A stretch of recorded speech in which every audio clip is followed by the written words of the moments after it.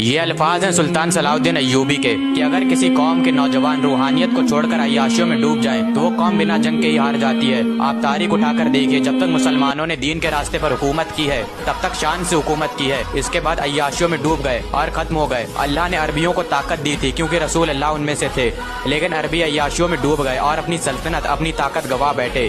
یہاں ہندوستان میں سلطان اورنگزیب کے بعد جو بادشاہ ہوئے وہ بھی سب ایسے ہی عیاش نکلے اور یہاں سے بھی مسلمانوں کی حکومت ختم ہو گئی۔ وہاں اسپین میں جہاں مسلمانوں نے تقریباً 700 سال سے بھی زیادہ حکومت کی، وہاں سے بھی مسلمانوں کی حکومت ختم ہو گئی۔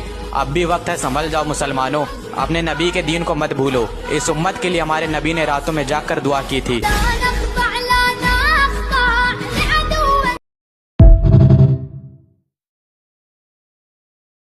مسلمانوں، میں تمہیں یاد دلانا چاہتا ہوں کہ تم کس قوم سے ہو، تمہاری تاریخ کیا ہے۔ مسلمانوں، تم اس قوم سے ہو جس میں حضرت خالد بن ولید جیسے کمانڈر گزرے ہیں، جنہوں نے شہادت کے لیے جنگیں لڑی اور ہر جنگ کو فتح کیا۔